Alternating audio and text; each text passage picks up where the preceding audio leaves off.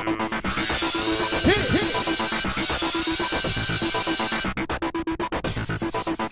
guys, welcome to the finale recap of Survivor Caramoan Fans vs. Favorites. It's the top 5. Alright, so it was a 3-hour show. You know the routine. Eric, Sherry, Eddie, Cochran, and Dawn were the final 5.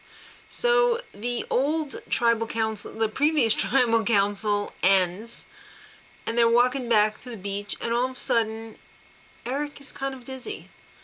He's really dizzy. They have to call in Probsty.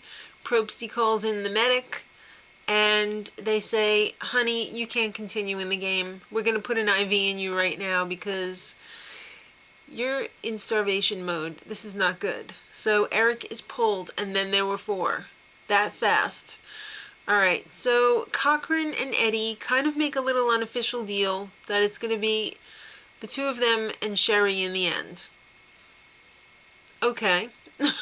They think for some reason that Dawn's gonna get like the pity vote. I don't see that happening, but whatever. So it's reward challenge time, and I guess since they had somebody pulled from the game, instead of having another immunity challenge right away, they had the reward challenge. So you had to, it was kind of an endurance, but kind of a skill endurance.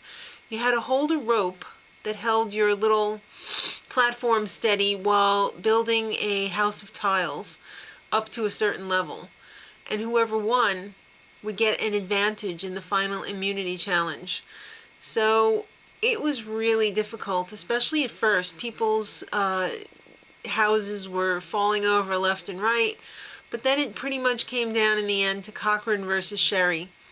And Sherry's fell down, so Cochran wins the advantage. Not immunity, but the advantage. So back at camp, Dawn is paranoid. Shocker! Is that a surprise to anybody here? There seemed to be a lot of paranoia on the show in general, but especially Dawn.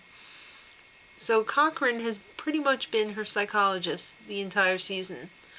And again, he talks her down.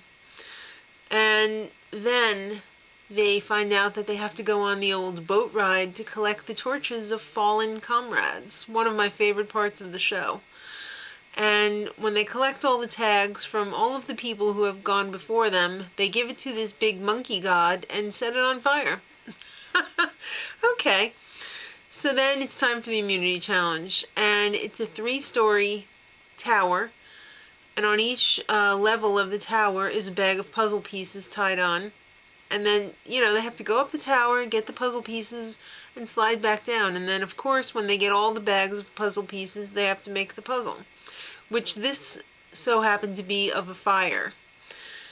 Well, remember, Cochran won the advantage. And the advantage was that his puzzle piece bags weren't going to be tied to the railings. So that saved quite a bit of time. It was a pretty damn good advantage.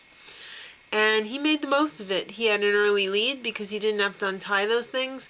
He allowed the other people to catch up a little bit because he was really doing suckily at the puzzle. Is that a word even? I don't know, but I like it.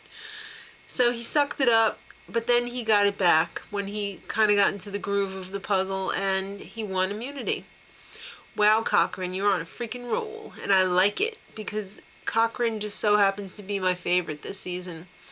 So, I don't know how this all fits in, but if Eddie wins, his dream is to build a dog playpen that is attached to a bar.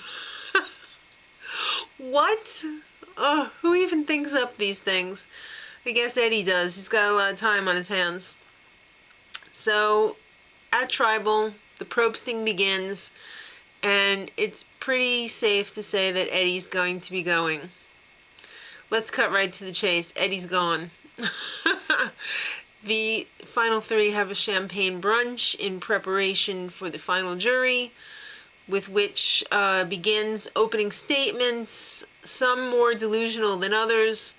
Then the floor is open for questions, and let's just summarize, because we're not going to go through all the questions and who asked what and what they said and everything.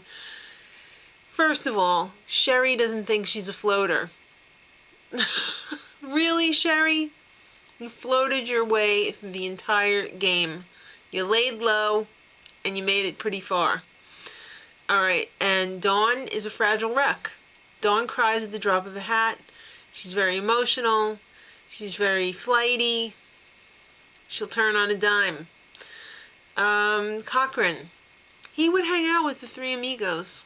I can't say that I would. They kind of annoy me. But that's just me. I guess he probably would do it, but he probably wouldn't like it very much. Because they're not him. I mean, he's a nerd through and through. A leopard can't change his spots. He can only put on a coat, so I really like Cochran, though. I think he did a great job this season. And Philip, well, let's go through some of the comments now. Philip, who cares what he thinks, right? Thinks that Cochran is a class act. And then Eric starts asking Sherry a question, and she's like, Eric, sit down. I mean, it got into a whole heated thing of, like, why are you asking me this? Just sit down. I'm not going to get your help to win the money, so just leave me alone. And let's see, Reynolds went through this whole big thing with Dawn about how she thought he was an idiot, and then he's like, name 3 things about me, and how would you describe me? And she said he was chauvinistic. He did have a sense of humor, but it was vulgar. And then the whole thing with Brenda, I don't know why Brenda wasn't pissed at anyone else. Mostly at Dawn. I could see they had a little bit of a bond that was stronger than other people's, but it's like you vote with the way everybody else is voting. So Brenda took it hard, and she thought that she had a friend in Dawn because she found her teeth for her, and she said that Dawn was going to quit the game if it hadn't been for her. So she wants to humiliate Dawn, and she is very insistent about Dawn taking out her teeth. I happen to think it came off a little crappy. Made Brenda look like a kind of a jerk, and that's unfortunate because Brenda, I really liked her this season. But then when she went off on that tirade, I was like, no, I guess it's better that she did go home. So it's time for the old vote, and Cochran sweeps it. He gets all of the votes. He's definitely a butterfly out of the cocoon. And Dawn is still a crier, although she says that it's only for the show. It's not in real life. And they have Brenda on satellite because she's like 9 months pregnant. She's ready to deliver her baby, and she couldn't come to the show. How far in advance did they film this? I mean, either she was pregnant when she got on the show, or she got pregnant the minute she came off the show, and then they would still have to have had like a 9-month hiatus in between that. That's insane. I would have thought it was like a 4-month tops hiatus in between, but wow. So they kind of make up, kind of not really. I still can't believe she's that pregnant. And she lifted up her like dress on national TV. That was really weird. All right, so let's get through some of the other people. Philip, his stealth are us, whatever. He has a name for Jeff, and Probsty's name is Piercing Eagle. I think that's pretty fitting. And then, since he followed the Boston Rob philosophy, they have Boston Rob at the show. He flew in. He has a new rule book that he wrote specifically for Philip. Well, for anybody who, these are his rules for life, but they also apply to the show. And Jeff kept asking, is this a legit book? It looked pretty legit to me. And, yeah, he gave a copy to Philip, and I'm sure he's probably going to be trying to make money selling them. So, if you're interested. All right, and then Malcolm, yes, he is a pirate of the Caribbean. Not really, but he has been on Bold and Beautiful. And I think he did an okay job. I mean, the acting quality on these soap operas isn't the greatest, so it's probably about his level. He looks wonderful. What do you want? And then they pull out Rudy Besh. He's 85 years young. Can you believe it? He was on the very first season of Survivor. And he gets a kick out of calling Richard Hatch queer. Who wouldn't? And then they have Richard Hatch. He did a little video for Rudy. He's sitting on the beach and basically asking Rudy to rub suntan lotion on his wiener. I wouldn't call him queer.